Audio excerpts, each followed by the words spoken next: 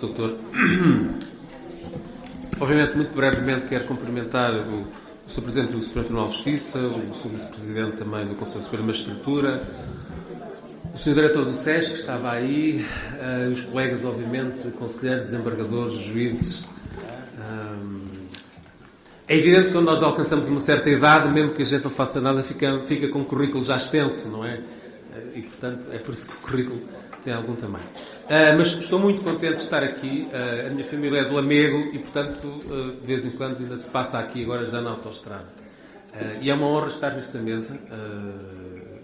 Conheço os colegas e, portanto, é sempre uma aprendizagem que se faz. E, de facto, eu venho aqui, de facto, só para, obviamente, trazer uma abordagem transversal, obviamente, uma abordagem macro, é evidente, mas é sempre uma abordagem possível. A minha abordagem é a minha abordagem, mas, obviamente, outros colegas terão outras abordagens. E, sobretudo, é sempre um trabalho inópera, ou seja, é um trabalho inacabado. É um trabalho inacabado. E, portanto, se a gente revê o que escreveu há um ano ou dois, percebe que, entretanto, já pensa de outra maneira, entretanto, já aprendeu com os outros. E é neste sentido, com esta nota, que eu quero deixar. Agora, suponho que, de facto, no novo Código, enfim, na nova situação que temos no Código de Processo Civil, aquela frase de isso não interessa, é uma frase que já não se tem que ouvir muito, já não se deve ouvir muito. E ainda bem, não é? Eu vou tratar, de facto, brevemente, da dinâmica da matéria, de facto, desde os articulados até à decisão. Obviamente só vou tratar de alguns pontos, é evidente. Estas matérias correm às vezes o risco de ser demasiado teóricas. A dada altura estamos todos a discutir se aquilo é um facto principal, se aquilo é um facto complementar, se aquilo é um facto instrumental. E acho que se pudermos evitar isso, evitamos, porque ninguém ganha nada com isso.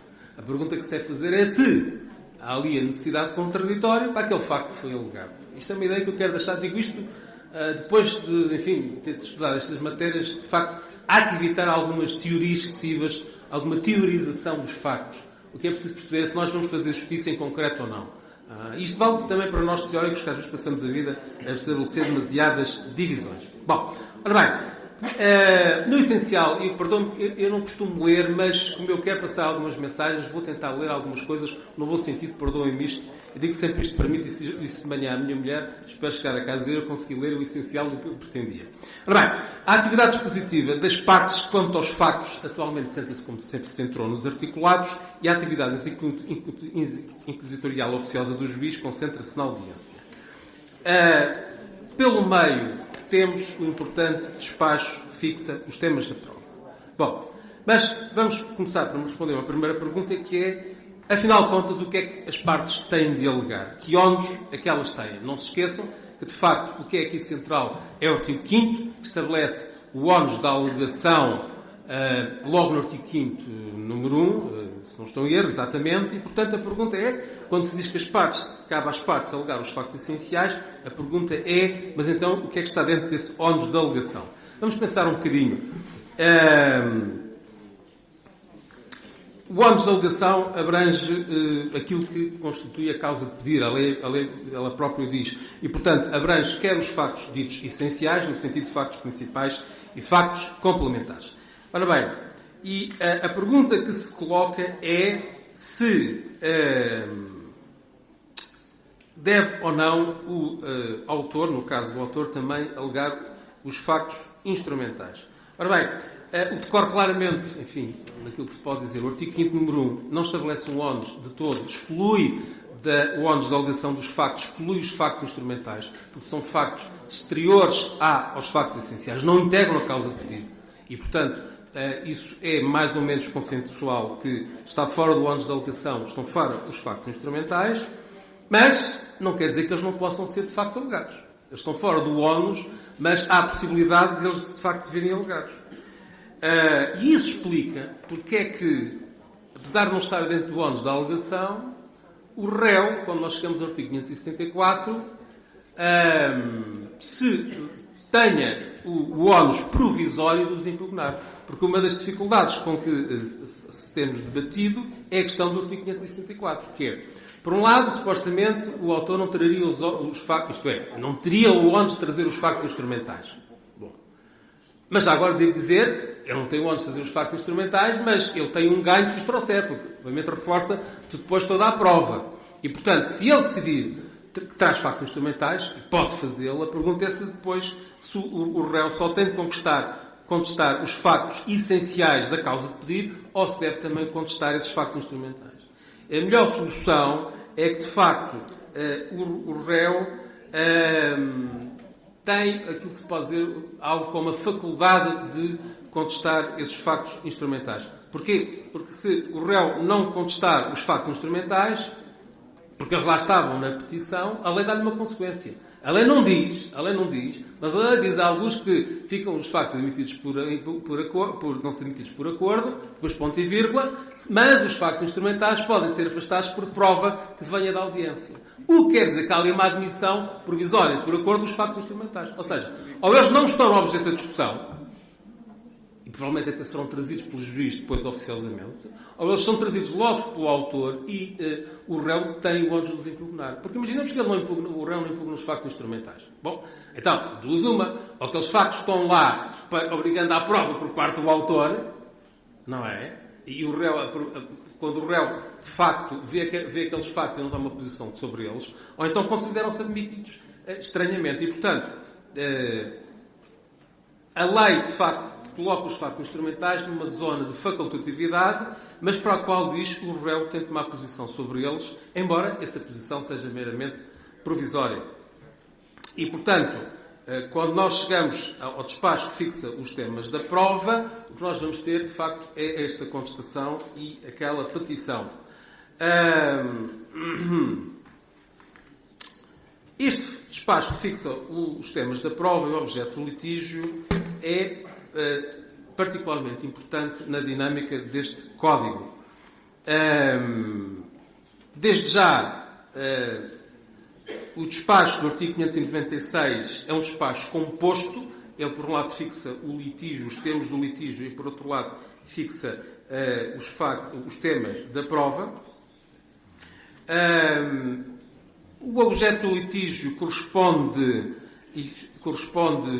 a, enfim, aquilo que se pode dizer as questões de direito que devem ser selecionadas, mas, sobretudo, interessa aqui a questão dos temas da prova. E, relativamente aos temas da prova, há uma ideia que deve ser passada, que é os temas da prova em si são formas de armação de factos. E, sobretudo, são instrumentos bastante flexíveis de apresentação da matéria de facto. São instrumentos que servem para não estabelecer preclusões no momento da audiência de julgamento. E, portanto, são instrumentos de organização dos factos relevantes para a audiência, mas são bastante flexíveis. Eles podem ser mais ou menos complexos, consoante a complexidade da matéria de facto. Os temas da prova podem ser alterados mais adiante pelo próprio juiz. E, portanto, aqui, do despacho de temas da prova é basicamente uma base de trabalho, mas não é uma base vinculante. E, aliás, o professor Leite Freitas até diz isto, que é, bom, eventualmente até se pode delimitar temas da prova já com alguma qualificação jurídica. Ponto talvez já mais à vontade a distinção entre matéria de facto e matéria de direito. Bom, ora bem, portanto, há aqui a ideia de flexibilidade.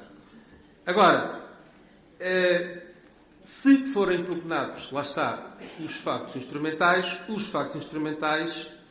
terão de ir à prova. Obviamente, aos temas da prova. É evidente que estamos a falar basicamente dos factos instrumentais que suportam as presunções legais. É isso que está sobretudo em causa, não é? Não são os factos, não diríamos tanto as presunções judiciais, a não ser que, de facto, haja uma questão controvertida, efetivamente, sobre uma presunção judicial. Não é? Porque uma coisa é discutir se há posse ou não há posse para presumir a propriedade, mas outra coisa é discutir se há ou não rastro de travagem e o que significa em termos de presunção de velocidade. E, portanto, a ideia é esta. Se há uma controvérsia sobre factos instrumentais, se essa controvérsia vai determinar o sentido final da decisão, isso tem de ir, obviamente, aos temas da prova, não é? Isso tem de ir aos temas da prova. Bom, e, portanto, não há aqui nada a esconder. A ideia é esta, que é, discuta-se tudo, o Tribunal está à vontade para, quando chegar à audiência, rediscutir as coisas. Porque, efetivamente, o despacho que fixa aos temas da prova não faz caso do julgado formal, ele pode ser objeto de aditamento, quer porque ocorrem factos supervenientes, quer porque o juiz traz factos instrumentais, mas também objeto de aditamento, quer porque o juiz pode até entender que, de facto, os temas da prova não estavam completos. E há já pelo menos um acordo de 2015 que diz mesmo. O juiz pode completar, melhorar os temas da prova, não é? E, portanto, esta é uma base bastante flexível. De resto, os requerimentos probatórios. E, portanto, há aqui uma ideia que é um ato preparatório da audiência é, de facto, os temas da prova e ela vai servir de base à audiência. Depois, há um outro ato preparatório da audiência que são os requerimentos probatórios. Há, de facto, aquela questão que é até quando é que se podem alterar os requerimentos probatórios. Nós chegamos à audiência com os temas da prova, nós chegamos à audiência com, já a prova documental junta, nós chegamos com os requerimentos de testemunhas, nós chegamos com os requerimentos probatórios, mas depois temos uma questão que é, de facto, o artigo 598, se eu não estou em erro, exatamente, se não estou em erro, diz de facto que os requerimentos probatórios podem ser alterados ou na audiência prévia ou nos termos do artigo 593, número 3. Pronto. E a pergunta é, então, não houve audiência prévia, mas também não há razão para pedir a reabertura forçada da audiência prévia nos termos do 593, número 3. E, portanto, a pergunta é, este regime impõe-se efetivamente às partes e elas só podem alterar os requerimentos probatórios numa destas duas situações ou há alguma possibilidade de flexibilização? Há várias respostas, no fundo vou só dar notas delas, que é, porventura, a resposta que está mais dentro do espírito do legislador, e não é por nada, nós não podemos ignorar o que está na letra da lei, é que de facto o legislador não quis que se alterasse os requerimentos probatórios, senão daqueles dois. Porque o legislador, no fundo, associou que é, sempre que houvesse uma audiência, neste caso a audiência prévia, havia a possibilidade de alterar os requerimentos probatórios. Este, aliás, é a leitura, se não estou em erro, do Dr. Paulo Ramos de Faria, que há aqui uma forte vinculação, o legislador impõe estes dois momentos de alteração. De resto, todavia, há quem entenda ou tenha defendido que a solução seria outra. Não. Quando a lei remetesse para o disposto no 593, número 3, estava a remeter para o prazo. Não é? Aquele mesmo prazo em que se pode pedir uma audiência prévia que tinha sido dispensada, também seria, no fundo, era no prazo dos 10 dias em que... Não é? Esta é uma solução. Mas a lei não diz no prazo, a lei diz nos termos, não é? Mas, em todo caso, há quem tenha defendido isso. A aplicação do prazo do 593, número 3. Mas também há quem tenha defendido, não, vamos aplicar analogicamente o número 2, que é a possibilidade de se alterar o requerimento das testemunhas. E, portanto, como há um prazo de 20 dias, então vamos aplicar analogicamente, obviamente, o que se dispõe para as testemunhas. E eu, muito sinceramente, esta tem sido, aliás, a minha posição, mas, muito sinceramente, estou mais a inclinar-me hoje em dia que, de facto, a lei não quis mesmo permitir nenhuma mais alterações. Não é por uma razão, é porque, de facto, a lei podia tê-lo feito e não fez. A lei remete para os termos do 593, mas, obviamente, é uma questão em aberto e é uma questão muito concreta, não é? Podemos sempre invocar o princípio da adequação formal, ele está sempre lá presente, em todo o caso, como pronto socorro, mas, de facto, temos esta dificuldade. Há também, para além dos temas da prova e do despacho e dos requerimentos probatórios, há também a importância do despacho de programação para servir de base à audiência de julgamento. Esse despacho de programação, tal como o despacho dos temas da prova, é um despacho variável. Ou seja, não só logo quando é emitido o juiz pode definir a ordem que não está no artigo, na lei, outra ordem que não aquela por defeito está estabelecida na lei, mas também essa programação é relativamente flexível e, portanto, pode haver sempre alguma variabilidade. Sendo certo que é importante que a programação seja feita por acordo, relativamente à data da audiência, porque, ao ser feita por acordo, isso impede que as partes, através da suspensão da instância, possam vir depois impedir a audiência. Desde que a audiência esteja marcada por acordo, já não pode haver suspensão sucessiva da instância, não é? Que depois leva ao adiamento da audiência. Não pode. E, portanto, aqui é importante o acordo para obstar a que as partes evitem a suspensão da instância nos termos do artigo 272, número 4, para este efeito. Bom, quanto à audiência final em si, como sabemos, ela atualmente é perante um juiz singular e eu não quero entrar no campo dos excelentíssimos colegas desembargadores, mas só queria deixar aqui duas notas. Primeira nota, que é, não deixa de haver aqui um trade-off, ou seja, que é a seguinte, ao mesmo tempo que o legislador, na primeira instância, tirou o juiz coletivo, teve de reforçar os poderes de facto da instância superior. E há aqui uma ligação. Ou seja, na prática, no plano económico, hoje em dia, quem quiser um tribunal coletivo tem de o pagar, porque é necessário interpor recurso. Não é? Bom, por outro lado, o fenómeno que nós assistimos ao reforço excelente dos poderes de facto da relação chega atrasado relativamente ao que se passou no resto na Europa. Porque Porque na Alemanha está-se a diminuir os poderes de facto, vamos chamar assim, da relação. A Itália está-se a diminuir os poderes de facto da relação. Nós estamos a ficar um bocadinho mais próximos de França, mas mesmo em França tem havido alguma restrição. E, portanto, nós temos, por razões de evolução económica, é chegar ao mesmo sítio onde a Alemanha estava até 2001, onde a Itália já esteve, mas se calhar não me admirava daqui a 15 anos que se começasse a dizer não, o Tribunal da Relação deve voltar a ser um tribunal mais de direito, como agora passou a ser na Alemanha e como se pretende que seja na Itália. Portanto, só para dizer que estes fenómenos têm de ser um bocadinho enquadrados e que, no fundo, não há uma bala mágica. O que importa é, obviamente, a justiça material. Bom, a senhora doutora já referiu, obviamente, o poder da educação formal por parte do juiz, não é? Só queria chamar uma nota para o seguinte, que é o seguinte. A audiência final... há quem defenda... eu não sei, mas quero deixar aqui esta nota. A questão das alegações orais no final da audiência final. A lei é muito clara ao impor um princípio de concentração das alegações num só ato e, obviamente, na decisão de um só ato. Mas, por exemplo, o professor Levo de Freitas, só para dar aqui um exemplo, refere, mas até pode, o princípio da adequação formal, autorizar-se alegações, novamente, que era o que estava antes em vigor. Primeiro, alegações de facto, depois alegações de direito, se a matéria for complexa. E, portanto, dessa forma, e até vai mais longe, e, em consequência, haver primeiro uma decisão de facto e depois uma decisão de direito. Bom, afinal de contas, não vale a pena mudar a lei, assim sendo. Já estamos todos... Não, eu discordo, com o devido respeito, mas... discordo, declaração de interesse, mas queria deixar uma nota. Este tipo de encontros é importante para estabelecer baias boas ao princípio da adequação formal. Porque facilmente nós usamos o princípio da adequação formal, e convém, licitamente, para invocar uma certa alteração. E, portanto, se nós não começarmos, no nosso melhor, a tentar dizer, mas isto vale a pena, isto tem maus resultados lá à frente, facilmente este tipo de argumentação vai aparecer. Não é? Agora, que há uma ideia subjacente à adequação formal, que é a causa complexa. A justiça da causa pode exigir alteração do procedimento? Pode. Mas até onde? Eu diria assim, enfim, quanto mais, tem de ser casos manifestos, digamos assim. Mas, portanto, queria deixar esta nota de facto, como é possível olhar para a lei e ter uma leitura absolutamente diferente daquilo que lá está. Depois,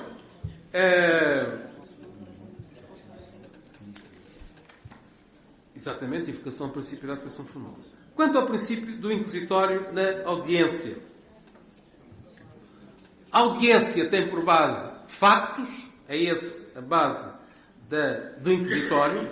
Eu sei que o artigo 410, se não estou em erro, diz que tem por base os temas da prova. Esta é daquelas discussões que, com o devido respeito, às vezes perdemos demasiado com formalidades. É evidente quando é sobre os factos, não é sobre os temas da prova. Mas é evidente que os temas da prova são as formas de trazer os factos, não é? Mas já houve um acórdão na primeira instância que julgou provados temas da prova, não julgou provados factos, julgou provados temas da prova, e muito bem, a relação vai dizer, alto lá, isso não pode ser assim. O que é objeto da prova, e como deve estar dado como provado na sentença final, não são os temas da prova, mas os factos que integram os temas da prova. É isso que deve ser decidido, porque é isso que decorre, obviamente, das normas. A fonte da previsão das normas são os factos, não são os temas da prova. Mas, lá está. O juiz, na matéria, depois de decisão, decisão na audiência, no final, ou melhor dizendo, em matéria, peço desculpa, o tempo é terrível, mas tem estas consequências, peço desculpa por algum pouco rigor. Estava eu, portanto, na matéria do inquisitório, exatamente, estava na matéria dos inquisitórios, e, portanto, o inquisitório tem por objeto os factos, não é? E quais factos? Os tais factos foram trazidos pelas partes, mas aqui há um dado que ainda não incorporámos, foi a questão, a importância dos poderes oficiosos por parte do juiz. E, efetivamente, o artigo 410 diz que, 411 diz que o princípio do inquisitório é relativo a todas as diligências necessárias ao apuramento da verdade, à justa composição do litígio, quanto aos factos que é lícito conhecer, e, portanto, a pergunta é quais são, então, os factos que é lícito conhecer ao juiz. E, é evidente, temos aí o artigo 5º. O artigo 5º define logo os factos articulados pelas partes. Mas agora, melhor dizer, já definia também, está lá, os factos instrumentais que resultem da instrução E os factos complementares ou concretizadores, que obviamente resultam da instrução e desde que sejam ouvidas as partes. Ora, muito bem. Algumas notas. Primeira nota. Quanto aos factos principais, quem os traz são as partes. O juiz não traz factos principais.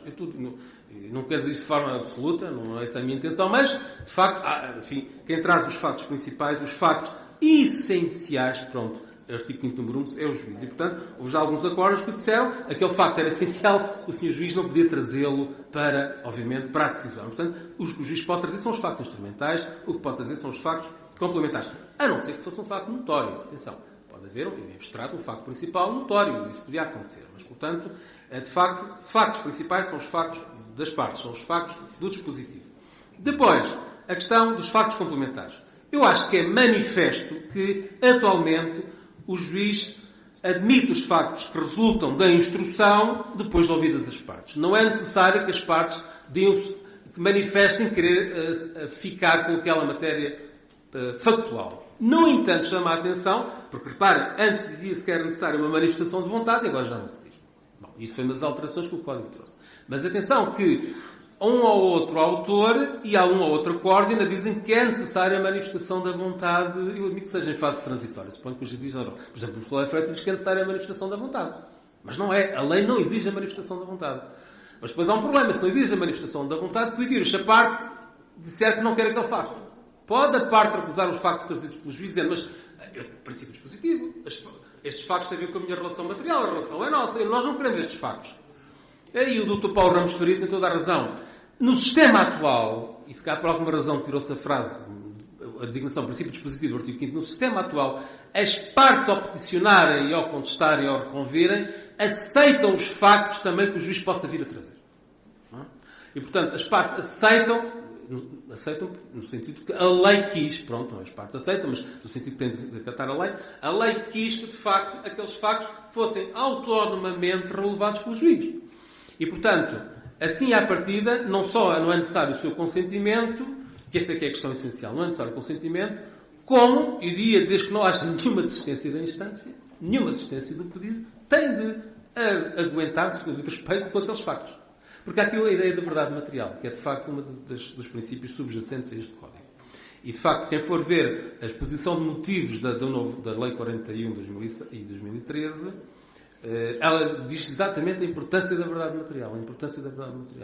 E, portanto, eu diria que, quando o artigo 5º diz que o juiz pode trazer os factos complementares para o processo, é de uma grande responsabilidade. Tem de estar muito bem fundamentado, tem de estar muito bem demonstrado, mas trau para o objeto que as partes colocaram inicialmente. E há de lá manter-se. É claro que as partes têm de ser ouvidas e depois as partes podem oferecer prova ou contraprova, necessariamente. Embora, uma nota, estes factos complementares também têm de estar dentro dos limites da confissão. Ou seja, não é qualquer facto, se houver problemas de admissibilidade daquele específico facto, por exemplo, em matéria de direitos indisponíveis, o juiz não os pode valorar. Terão de ser factos que a própria parte pudesse valorar autonomamente, não é? Ora bem, quanto aos factos instrumentais, embora a lei não diga, lá está, o juiz pode trazer factos instrumentais, basicamente estamos a falar das presunções, não é? Dos factos que suportam as presunções legais, ou dos factos que pretendem negar uma presunção oposta por outra, mas o juiz também tem de fundamentar e tem de dar a palavra às partes para se pronunciarem. Ou seja, não pode haver decisões surpresa de trazer factos complementares e, obviamente, não vai haver decisões surpresa de trazer factos instrumentais. Tudo, porque se há uma ideia que ressalta do Código, de facto, é a ideia de comunicação entre as partes. Eu lembro que o Dr.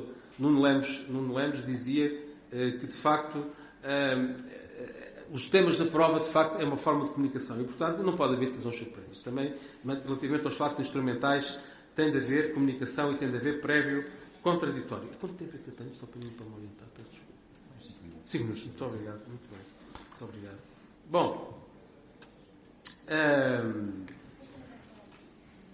Quando chegamos à decisão final, como sabemos, já não há uma decisão autónoma, embora admito que haja quem pretende aqui que possa existir, mas enfim, o princípio da adequação, talvez, mas de facto não há uma decisão autónoma, portanto a decisão sobre matéria de facto incorpora a decisão final. Ora bem, e Já disse que os factos que são dados como provados são os factos em si próprios, não são os factos dos temas da prova. E já agora eu vou citar o tal acórdão, diz o seguinte: quando não contenham factos concretos, é evidente que não são os temas da prova a ser julgados, provados ou não provados. O que é evidente é que são os factos propriamente ditos. São os factos propriamente ditos. Alguma questão também se tem colocado, que é se na decisão final deve-se ou não julgar provado ou não provado o facto instrumental. Bom, há uma solução que tem sido defendida, penso que o professor Leite Freitas no passado, e talvez pelo Sr. Conselheiro Abrantes Serralves mais recentemente, que é uma decisão que tem toda a lógica, que é, bom, se for a discussão do facto instrumental relativamente a uma presunção legal, ela tem de ser objeto de juízo probatório, provado ou não provado. Por exemplo, foi provado ou não foi provada a próxima da qual se presume a propriedade. Mas se for, obviamente, um facto judicial, uma presunção natural, isso já não tem de ser provado. Isso é objeto da motivação. Isso justifica, é o raciocínio probatório. Portanto, há uma ideia de que as presunções legais estão sujeitas à prova e não prova, mas as presunções naturais não estão. Porventura sim, mas o que é importante é isto.